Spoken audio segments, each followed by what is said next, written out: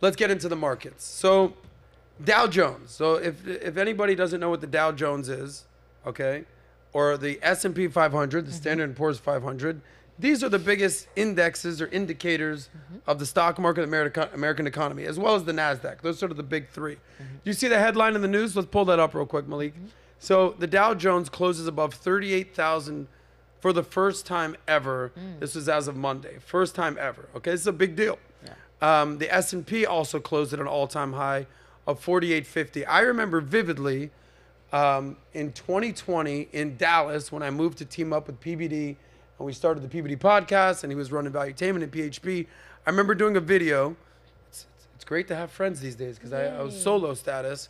I remember doing a video in the middle of COVID. I was like, the Dow just reached 30,000. First time ever, all-time highs. That was about, it was the middle of COVID 2020, so let's say that was summer of 2020, maybe? Okay, now, less than 4 years later, market's at all-time highs. So Biden should be out there probably promoting this and telling more people. This was all me, like when the market hit all-time highs. Believe me, Trump was like, it was all me, the markets, I'm the guy. But one goes up, must go down. So actually, we're going to get to what president you think was the best for the markets over the last 25 years. But Tim, why do you think the market is at an all-time high right just at the beginning of an election year? I mean, historically, the year before elections is usually great. And we've seen several like 20% run-ups like we had last year. And now statistically, this year should be good too. I also think that there's just a kind of chasing value. America, for all its problems, is a better value proposition than any other country. For many different reasons, technologically speaking, just geopolitically speaking. But there's like this invisible hand that really seems to help America up. It's never paid to bet against America for any extended period of time. You have these recessions, you have these stock market corrections that last 12, 18, 24 months. We did that time. We had that correction. Everyone, especially on Twitter, was very negative, saying this is the end of America. And here we are, right back to all-time highs, being led by big companies like Amazon and Meta. So I think we look good. But you also have to think about what it is for your account. Like, it's nice that the Dow is up from 30 to 38,000, but percentage-wise, that sucks if you have a small account. It's good if you're a long-term investor.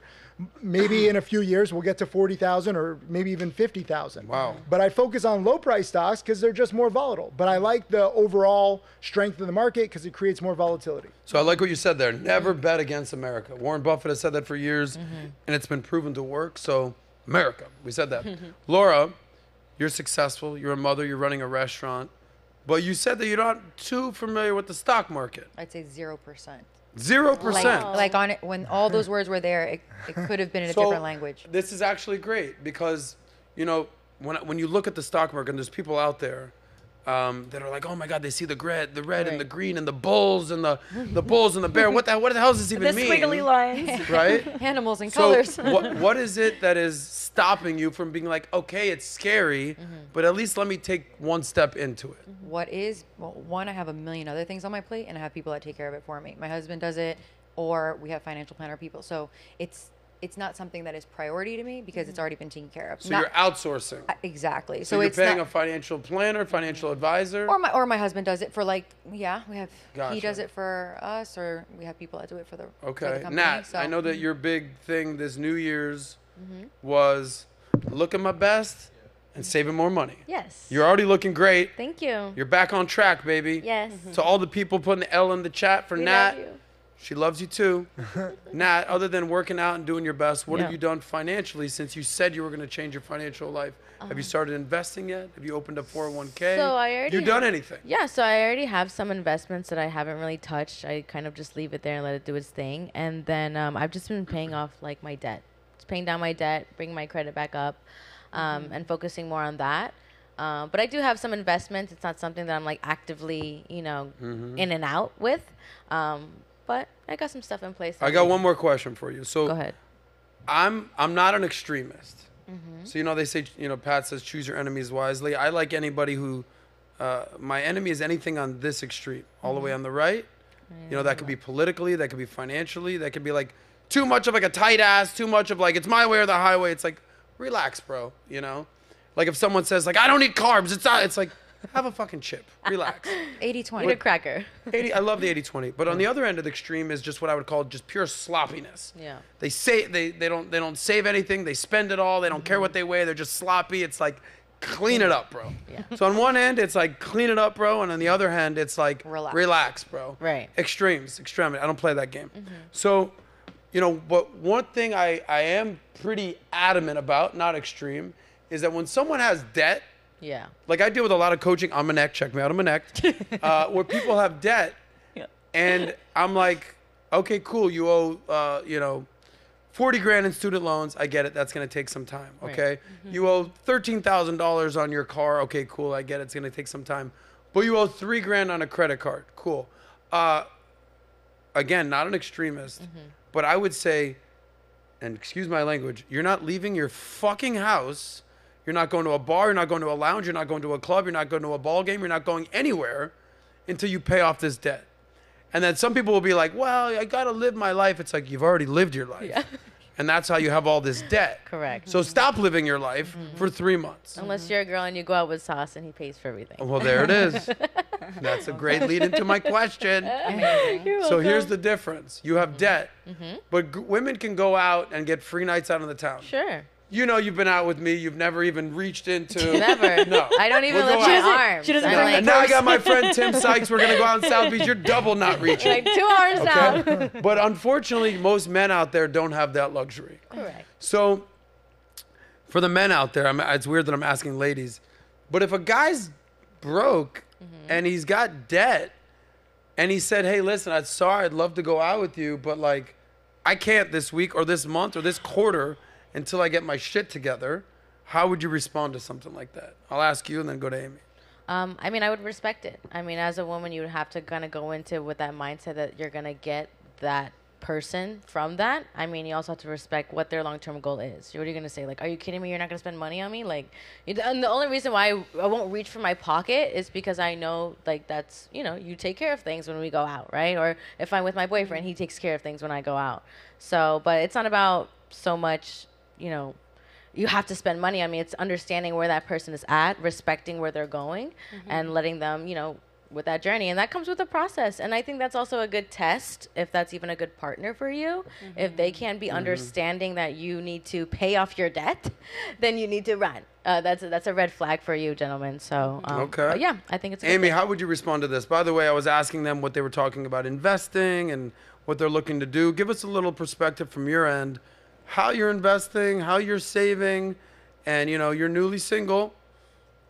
Sorry for putting that out there. Sorry for putting that out there, but guys, start sliding in that DM. But you're, I would say, a high-value woman. You're smart, you're beautiful, you're talented, but you also, forgive me for saying, know your place in a relationship. Absolutely. Not saying, You don't need okay. to beg Give forgiveness us for that. your That's perspective, just a fact of saving, life. investing, dating. Give us the whole thing. For sure. So I first became aware of the financial markets in 2018, which is the year I actually moved to the United States. And at that time, the crowd I was around was very materialistic. So I got into trading. I didn't really know much about the stock market, though, because when you look at the stock market versus the foreign exchange market, you're able to trade on margin with the foreign exchange market. So the leverage that you have behind you, you can make an insane amount of money, but it's dangerous. It can be extremely risky at the same time. But that was just the culture that I was around, and the fast money really, really attracted me. So I never really looked too much into stocks. When it comes to, you know, fundamental and technical analysis, a lot of it comes down to the same things, but there's also very big differentiating factors as well. Now, when it came to Forex, for me, I had some really big months. I made a lot of money. I also lost a lot of money. My perception when I first got into Forex and I started making good money is, damn, I'm going to be just retiring and sipping Mai Tais on the beach in like the next couple of months. Didn't turn out that way, because one strategy can work for one market cycle, and as soon as something changes, the economy changes, something changes, your strategy can be rendered totally ineffective. Amy, I feel like you'd be the best person literally to ask the following question. That question is this. You know, they say that fast money comes with slow problems. Yeah. Okay? Now, fast money, slow problems. So men and women are different. Okay? We're going to get to the money stuff. But when I think of fast money, slow problems, I think of sex work for women. I think of OnlyFans. I think of strippers. That's it. They're making their money and they don't realize, all right, long term, this shit could get ugly out there. 100%. Now for guys, it ain't OnlyFans. Hot breaking news. Oh. But I feel like it's like get rich quick type stuff. You don't know what you're doing, Scams. whether it's gambling, whether it's trading, whether it's Forex, whatever it is. 100%.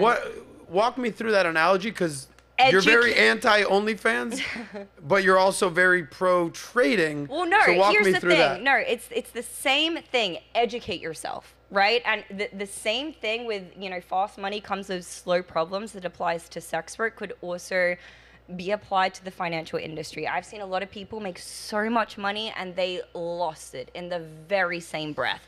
When I actually educated myself and understood the power of compound interest, I don't need to make 20% a month, even 5% per month. I've been coasting off 0.5% to 5% per month over the period of the last 6 years, apart from a very brief financial crisis where I needed to basically live off of that money. And so for the first time, I wasn't capitalizing on my compound interest. But dude, when you truly understand what the power of 2, 5, 10, not even 10%, 1, 3, 5% has over a 5, 10, 15-year period, and you know how much money you can make, you're never going to jeopardize that with being overtly risky, because you are coming from a place of sound logic, So I'd say just at the end of the day, educate yourself. I think that's great, Tim. All right, well, apparently Jorge's running the audio. Love that as well. Thank you, Jorge.